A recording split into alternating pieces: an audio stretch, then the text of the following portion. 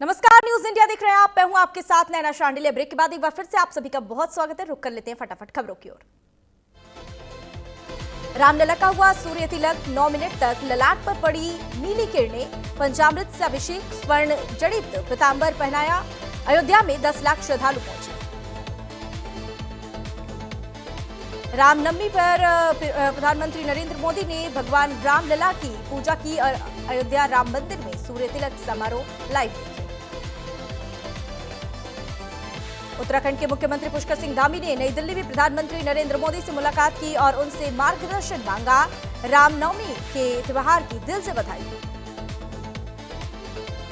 जम्मू कश्मीर विधानसभा में खामेनी की तस्वीर लेकर प्रदर्शन, नेशनल कॉन्फ्रेंस और बीपीडी नेताओं के बीच धक्का मुक्की, फाड़े गए पेपर। चंडीगढ़ में आज एयर शो से पहले बारिश, खुले में बैठने की व्यवस्था चुनौती, सूखना लेक बंद, बिना प्री बुकिंग एंट्री नहीं। उत्तर प्रदेश, मध्य प्रदेश और राजस्थान में बदला मौसम का मिजाज, मौसम विभाग ने जारी किया 3 दिनों की बारिश का अलर्ट।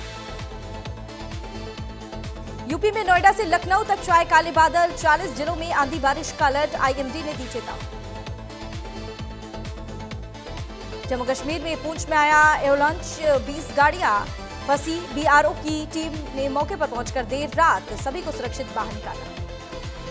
इस वक्त की बड़ी खबर के साथ करेंगे। उत्तराखंड में मंत्री के बयान के बाद से चर्चाएं तेज हो गई हैं। विधायक दिलीप रावत ने दिया मंत्री पद को लेकर बड़ा बयान। बड़ी खबर इस वक्त की, मंत्री पद को लेकर बयान पर बीजेपी ने सफाई दी है। बयान पर बीजेपी प्रदेश प्रवक्ता कमलेश रमन का बड़ा बयान सामने आया है। उन्होंने कहा कि जनप्रतिनिधि होने के नाते अपनी बात रखना उनका अधिकार है, उनके निर्णय का सम्मान किया जाना चाहिए। कमलेश रतन का ये बड़ा बयान सामने आया है। माफ कीजिएगा, कमलेश रमन का ये बड़ा बयान सामने आया है। उत्तराखंड की सियासत में मंत्री पद को लेकर दिए गए बयान के बाद चर्चाएं तेज हो गई है। विधायक के एक बयान ने राजनीतिक गलियारों में नई बहस छेड़ दी है, जिस पर अब बीजेपी की ओर से भी प्रतिक्रिया सामने आई है।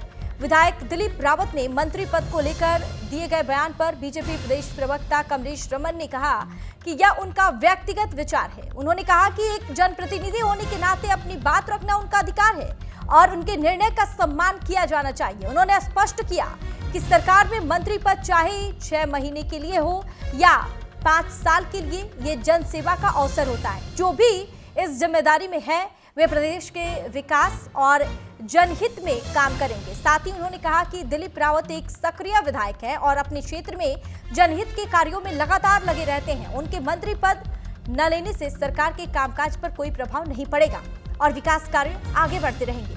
तो उत्तराखंड में मंत्री पद के बयान के बाद अब सियासत तेज है। मंत्री पद को लेकर बयान दिए गए और इस पर अब बीजेपी ने सफाई दी।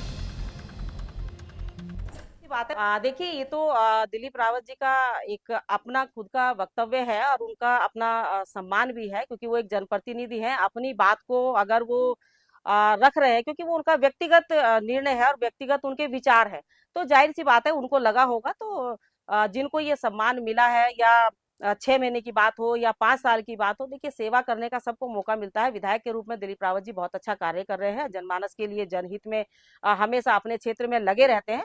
तो अगर उन्होंने नहीं लिया है तो कोई ऐसी दिक्कत नहीं है, लेकिन सरकार का अपना कर्तव्य होता है। जिन लोगों को ये मिला है इस समय, चाहे वो 6 महीने के लिए हो और चाहे 5 साल के लिए हो, जाहिर सी बात है वो जनहित में सेवा करेंगे और इस प्रदेश के लिए काम करेंगे।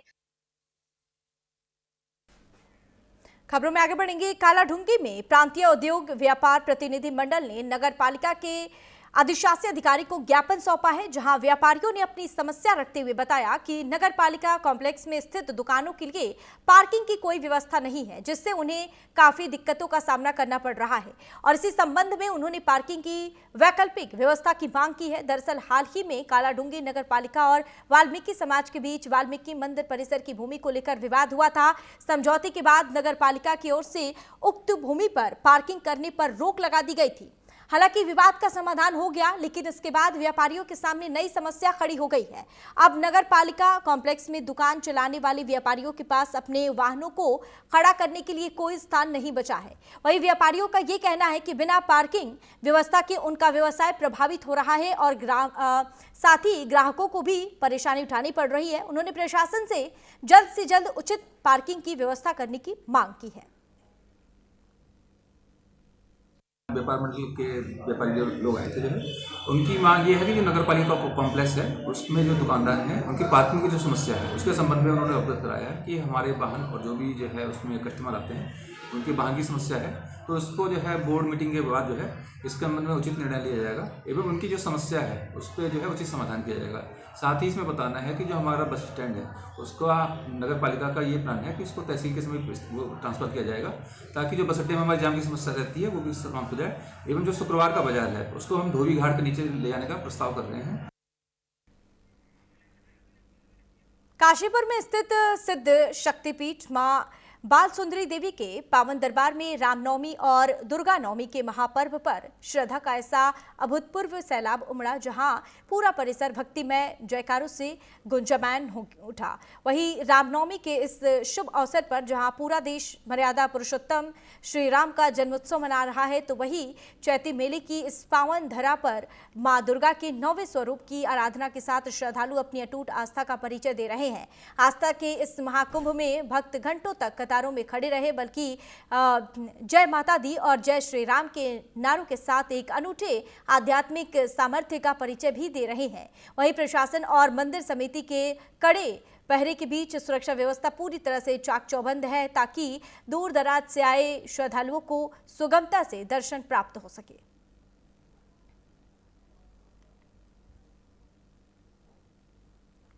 10 वर्ष की बात थी, इस वर्ष भी जो हमारे चैत्र नवरात्रे रहते हैं उसके उपरांत सभी श्रद्धालु उत्तर भारत का सबसे बड़ा मेला यह लगता है। तो माँ बाल सुंदरी के इस पावन प्रांगण में आसपास से क्षेत्रवासी यहाँ उपस्थित हुए हैं माँ भगवती का आशीर्वाद लेने के लिए, उन्हें प्रसाद चढ़ाने के लिए। दिन का यह व्रत चलता है। व्रत के उपरांत कन्या पूजन करने के उपरांत यहाँ पर प्रसाद चढ़ाने के लिए क्षेत्रवासी उपस्थित होते हैं। नवमी अष्टमी को कन्या पूजन और देवी की पूजा होती है। कन्या पूजन किया जाता है, उनको चढ़ावा वगैरह दिया जाता है। जिला रामपुर से। हाँ, जिला रामपुर से आए हैं। हम माता के दरबार में अपने बच्चे का मुंडन भी कराने आए हैं, प्रसाद भी चढ़ाने आए हैं। माता के चरणों में जो भी मांगते हैं वो मिलता है। यहाँ आते हैं तो जो भी मांगते हैं वो पूरा होता है। चैत्र नवरात्रि के अष्टमी पर्व को चंपावत जिले में काफी धूमधाम के साथ मनाया गया। सुबह से ही मंदिरों में भक्तों की भारी भीड़ रही, तो वहीं जिले के बाराकोट ब्लॉक में गांव की देवस्थली से ढोल नगाड़ों के साथ मां भगवती की भव्य डोला रथ यात्रा निकाली गई। रथ यात्रा में सैकड़ों श्रद्धालु शामिल हुए और साथ ही रथ यात्रा में गांव के ग्रामीणों के अलावा आसपास क्षेत्र के ग्रामीणों ने बड़ी संख्या में प्रतिभाग किया। इसके अलावा बापरू और बंतोली से भी मां भगवती की डोला रथ यात्राएं निकाली गई। वहीं रथ यात्रा पर समापन कर मां भगवती के डोले को पथरीले रास्तों से भगवती मंदिर तक पहुंचाया गया और विशाल मेलों का आयोजन किया गया।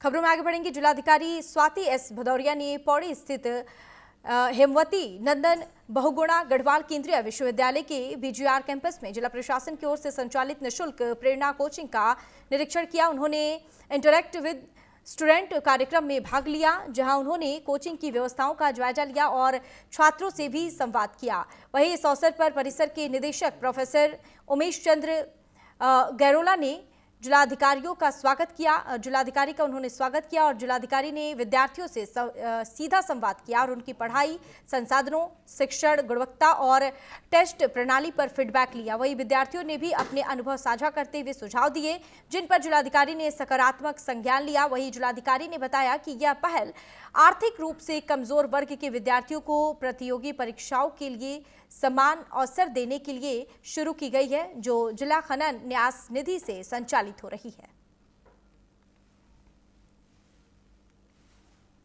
जैसे यहाँ प्रेरणा कोचिंग सेंटर निःशुल्क रूप से स्टार्ट की गई है और डिस्ट्रिक्ट मेंटल फाउंडेशन के माध्यम से, और यहाँ पे टीचर्स भी स्पेशली हायर किए गए हैं जो कि बहुत बहुत ही एक्सपीरियंस्ड और एक्सपर्ट्स हैं अपने फील्ड में, और उनके द्वारा सारे हमारे जितने सब्जेक्ट्स हैं वो सभी भी पढ़ाए जा रहे हैं। और साथ में हमारी एक यूएसपी ये भी है कि हमारे जितने लोगों ने क्लियर किया हुआ है, हमारे जो पीसीएस एग्ज़ाम क्वालिफाई करके आए हैं, काफ़ी सारे जो ऑफिसर्स हैं जिन्होंने रिसेंटली एग्ज़ाम क्लियर किया है, वो भी आकर अपने एक्सपीरियंस भी शेयर करते हैं। साथ में यहाँ पे टेस्ट सीरीज़ आदि की भी कार्रवाई कराई जाती है जिससे बच्चे एग्ज़ाम ओरिएंटेड पढ़ाई कर सके। और ये सारा कुछ बहुत ही अच्छे ढंग से चल रहा है। आज हम लोगों ने बच्चों से भी बात करी और बहुत ही एंथुसियास्टिक और बहुत सीरियस बच्चे हैं अपने प्रिपरेशन को लेकर, और उनके जो फीडबैक्स हैं वो भी उनसे सुने गए और हम लोगों ने अपने भी एक्सपीरियंस शेयर किए। खबरों में आगे बात करेंगे। खबर चंपावत से है, जहां छुलापे गांव के अनुज पंत ने लगातार दूसरी बार यूपीएससी परीक्षा में सफलता प्राप्त कर जिले का नाम रोशन किया है। इस बार उन्होंने अखिल भारतीय स्तर पर 69वीं रैंक हासिल की है और आईपीएस कैडर से जुड़ने के बाद अनुज पंत अपने माता पिता के साथ अपने गृह क्षेत्र पहुंचे, जहां ग्रामीणों और प्रशासनिया और स्थानीय प्रशासन ने उनका भव्य स्वागत किया। तो वहीं लोहाघाट विधायक खुशहाल सिंह अधिकारी ने विधायक आवास में सम्मान समारोह आयोजित कर इस बीच होनहार अनुज पंत को सम्मानित करने के साथ साथ उनके माता पिता को भी सम्मानित किया और उन्हें शुभकामनाएं दी। इस दौरान सम्मान समारोह में शामिल सभी लोगों ने अनुज को शुभकामनाएं देते हुए कहा कि आप आगे भी तरक्की करें और साथ ही उनके उज्जवल भविष्य की कामना की।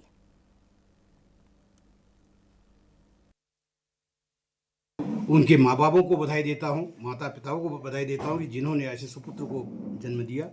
ये हमारे लिए गर्व की बात है, क्योंकि ऐसे होनहार बच्चे अपना तो जीवन अच्छी तरह यापन करते ही करते हैं, उसके अलावा जो समाज को एक दृष्टि देते हैं, हमारे युवाओं को एक अच्छी सोच देते हैं, उसके लिए भी वो बधाई के पात्र हैं। क्योंकि जो बच्चे ये सोचते हैं कि भाई कुछ बच्चे हमारे जैसे पढ़ाई से क्या होना है, लिखाई से क्या होना है, तो आज ऐसे होनहार बच्चों को देख के उनको भी लगता है कि वास्तव में पढ़ने लिखने के पश्चात ऐसी शान उसको माना जाता है। खबर रुड़की से है, जहां रुड़की के उत्तम शुगर मिल के सामने भीषण सड़क हादसा देखने को मिला है, जहां तेज रफ्तार कार खड़े ट्रक से टकरा गई, जिसके कारण कार पूरी तरह से क्षतिग्रस्त हो गई। वहीं हादसे में कार सवार 2 लोगों में से एक की मौके पर ही मौत हो गई और दूसरा व्यक्ति गंभीर रूप से घायल हो गया। सूचना मिलते ही मौके पर पहुंची पुलिस ने शव को कब्जे में लेकर पोस्टमार्टम के लिए भेज दिया है और घायल को इलाज के लिए अस्पताल में भर्ती करा दिया गया है।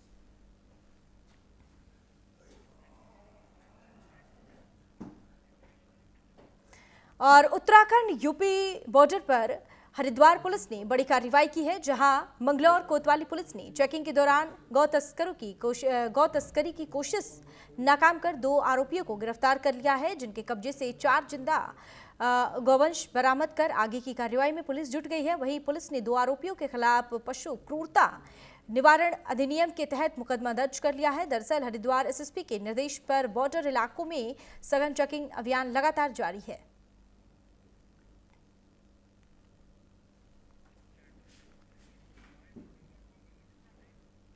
खबरों में आगे बढ़ेंगे। नैनीताल के खूपी गांव में बस पलटने से एक यात्री की मौत हो गई और 7 लोग गंभीर रूप से घायल बताए जा रहे हैं। फिलहाल सभी घायलों को 108 के जरिए अस्पताल में भर्ती कराया गया। बताया जा रहा है कि बस ने भवाली की ओर जा रही टैक्सी को ओवरटेक करने की कोशिश की और तभी दोनों वाहनों की जोरदार टक्कर हो गई। टक्कर के बाद बस अनियंत्रित होकर सड़क पर पलट गई, जिसके कारण बस में सवार एक यात्री की बस के नीचे दबने से मौत हो गई, जबकि 7 यात्री गंभीर रूप से घायल हो गए। सभी आसपास के ग्रामीणों ने तुरंत मौके पर पहुंचकर रेस्क्यू अभियान चलाया और उसके बाद इसकी सूचना पुलिस को दी। घटना के बाद पुलिस ने एसडीआरएफ और दमकल की टीम ने मौके पर पहुंचकर रेस्क्यू अभियान चलाया और घायलों को बावली हल्द्वानी अस्पताल में भर्ती कराया। शव को कब्जे में लेकर पुलिस ने पोस्टमार्टम के लिए भेज दिया है। 7:25 में आपदा कंट्रोल नैनीताल द्वारा सूचना दी गई थी कि खूपी के पास एक बस पलटने की सूचना है और हम लोग द्वारा तुरंत कार्रवाई की। घटनास्थल पर पहुंचे हम लोग। यहाँ घटनास्थल पर जब हम पहुंचे तो सिविल पुलिस पहले से मौजूद थी। उनके द्वारा घायलों को निकाल के हॉस्पिटल भेज दिया गया था और एक जो मृत व्यक्ति था एक की मृत्यु हो गई थी इस घटना पर, तो उनको फिर हमारे द्वारा बॉडी बैग में डाल के हॉस्पिटल के लिए शिफ्ट किया गया। ड्राइवर से मेरी बात हुई थी तो उसने बताया था कि ओवर रेस और स्पीड एकदम से बढ़ जाने के कारण अनियंत्रित हो गई थी बस, जिसकी वजह से बस बचाने के लिए उसे एकदम से तेजी से बस मोड़नी पड़ी तो इस वजह से बस पलट गई थी। वहीं नैनीताल हादसे पर मुख्यमंत्री पुष्कर सिंह धामी ने एक्स पर पोस्ट कर दुख जताया है और लिखा कि मुझे हल्द्वानी से पिथौरागढ़ जा रही बस के साथ हुए हादसे की बेहद दुखद खबर मिली है। स्थानीय प्रशासन की ओर से राहत और बचाव अभियान जारी है और घायलों को तुरंत इलाज के लिए पास के अस्पतालों में भर्ती कराया जा रहा है। जरूरत पड़ने पर गंभीर रूप से घायलों को एयरलिफ्ट करने के निर्देश भी जारी किए गए हैं।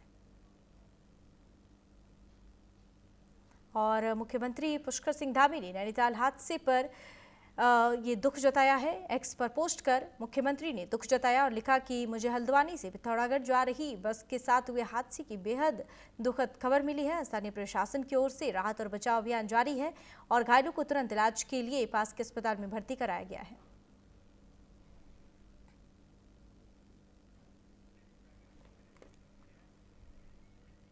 खबरों में आगे बढ़ेंगे। उत्तराखंड के मौसम में हो रहे लगातार बदलाव का सबसे ज्यादा असर अब बच्चों की सेहत पर देखने को मिल रहा है, जहां अस्पतालों में इन दिनों सर्दी, खांसी, जुकाम, वायरल फीवर और डायरिया से पीड़ित बच्चों की संख्या तेजी से बढ़ रही है। डॉक्टरों का कहना है कि तापमान में उतार चढ़ाव बच्चों के इम्यून सिस्टम को मजबूत नहीं कर उसे कमजोर कर देता है, जिससे वे संक्रमण की चपेट में जल्दी आ जाते हैं। वहीं विकासनगर की child specialist doctor Manju Rana के मुताबिक छोटे बच्चों में वायरल संक्रमण तेजी से फैल रहा है। खासकर कमजोर इम्यूनिटी से जूझ रहे बच्चों में बीमारी का खतरा ज़्यादा बना हुआ है। अस्पतालों में सर्दी, खांसी के साथ साथ डायरिया के मामले भी लगातार सामने आ रहे हैं। डॉक्टरों ने अभिभावकों को सतर्क रहने की सलाह दी है। बच्चों को साफ सफाई का विशेष ध्यान रखने, नियमित रूप से हाथ धुलवाने, मौसम के अनुसार कपड़े पहनाने और पौष्टिक आहार देने पर जोर दिया जा रहा है, ताकि बच्चों की इम्यूनिटी मजबूत रहे और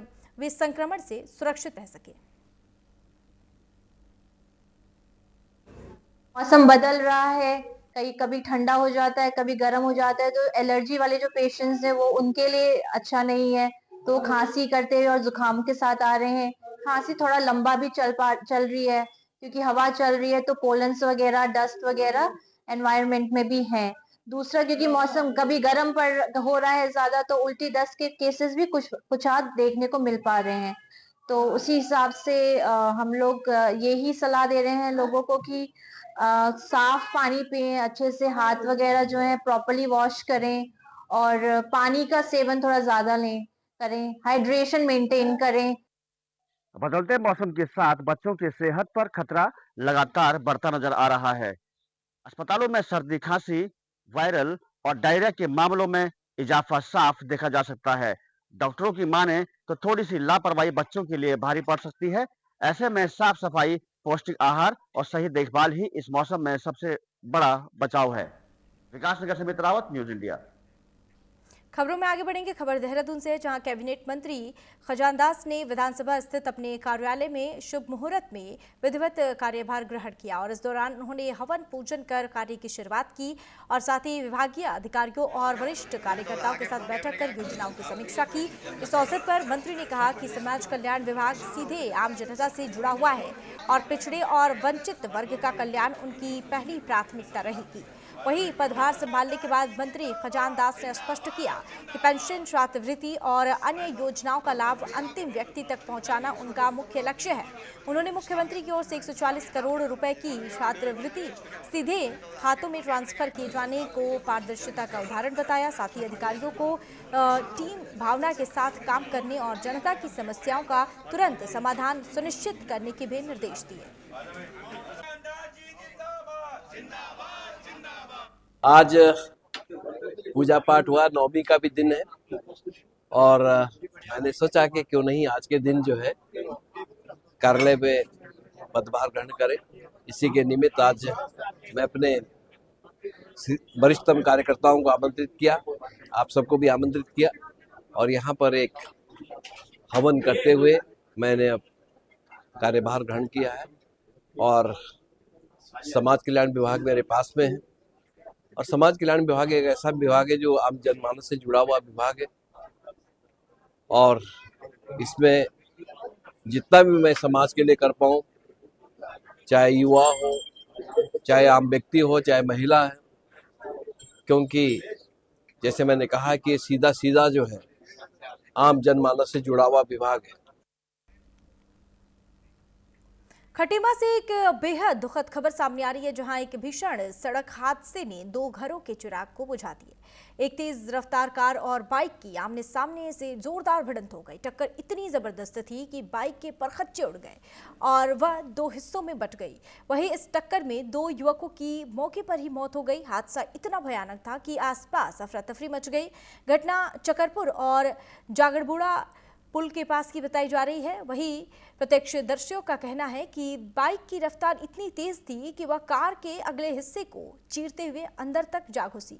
हादसे की सूचना मिलते ही पुलिस की टीम तुरंत मौके पर पहुंची और दोनों के शवों को कब्जे में लेकर पोस्टमार्टम के लिए भेज दिया है। वहीं दुर्घटनाग्रस्त कार को भी पुलिस ने अपने कब्जे में ले लिया है और मामले की छानबीन शुरू कर दी है।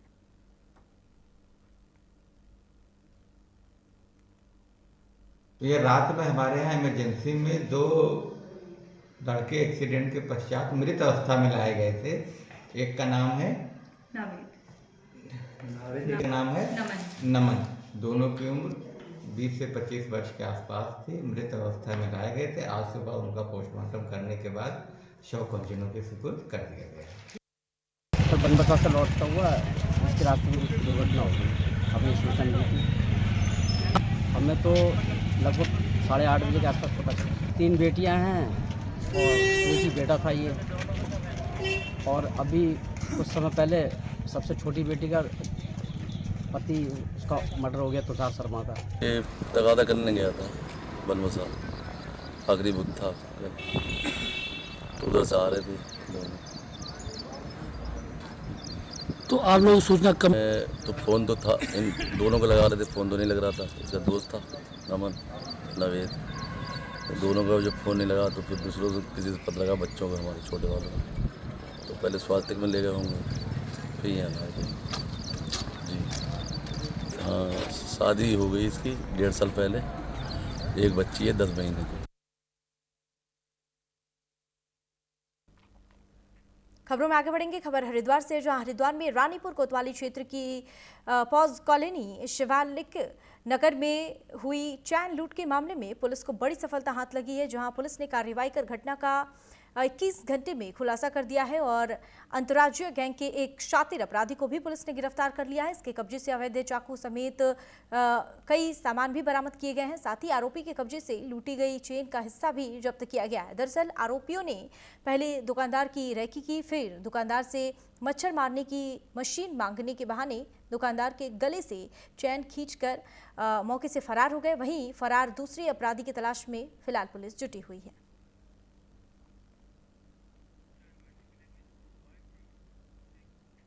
हरिद्वार में पुलिस ने लवारिस लाश को न्याय दिलाने में एड़ी चोटी का जोर लगा दिया है। दरअसल माया देवी मंदिर पार्किंग में 25 मार्च को खूनी वारदात हुई थी, जिसकी स्थानीयों ने पुलिस को सूचना दी थी। एक युवक दूसरे पर पत्थर से हमला कर दिया था। सूचना मिलते ही पुलिस मौके पर पहुंची तो व्यक्ति लहूलुहान हालत में मरा हुआ वहां पर पाया गया, जिसके बाद पुलिस ने घायल को अस्पताल में भर्ती कराया, जहां डॉक्टरों ने व्यक्ति को मृत घोषित कर दिया।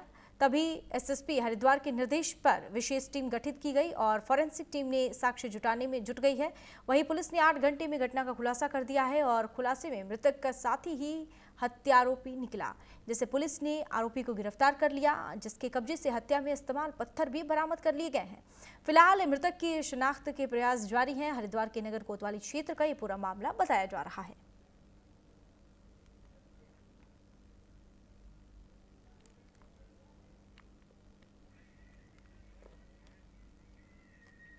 वहीं उत्तराखंड में आगामी मानसून और चारधाम यात्रा को देखते हुए आपदा प्रबंधन विभाग पूरी तरह से अलर्ट मोड पर है। आपदा प्रबंधन सचिव विनोद कुमार सुमन ने बताया कि विभाग लगातार अपनी तैयारियों को पुख्ता करने में जुटा हुआ है।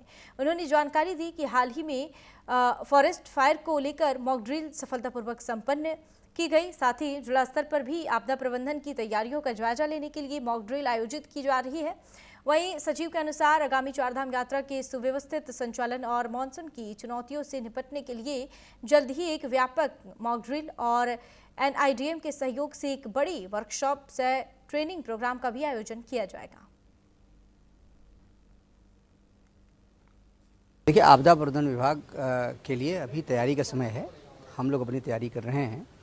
अभी हम लोगों ने कुछ दिन पहले फॉरेस्ट फायर पे मॉक ड्रिल किया है अभी 4 दिन पहले हमने जनपदों के साथ में मॉकड्रिल किया है, जो जनपदों के लिए असर से किया गया है। अभी मॉकड्रिल हम लोग करने वाले हैं चारधाम यात्रा के बारे में। फिर उसके बाद हम लोग मानसून की तैयारियों पर एक बड़ी वर्कशॉप कम ट्रेनिंग प्रोग्राम करने वाले हैं। NIDM है, नेशनल डिजास्टर इंस्टीट्यूट भारत सरकार का है, उसके साथ में करने वाले हैं। इस तरह से लगातार हमारी तैयारी चलती रहती है। हम लोग अपना जो जनपदों में क्षमता है कैसे बढ़ावें, क्या उपकरण की कमी है, कहाँ प्रशिक्षण की कमी है, कहाँ पे उनको संसाधन की आवश्यकता है, उसको देखते हुए उसको फुलफिल करने का काम करते हैं। और देवभूमि के इस खास बुलेटिन फिलहाल के लिए बस इतना ही। या फिर कहीं छोटे से ब्रेक के लिए, ब्रेक के बाद फौरन हाजिर होंगे।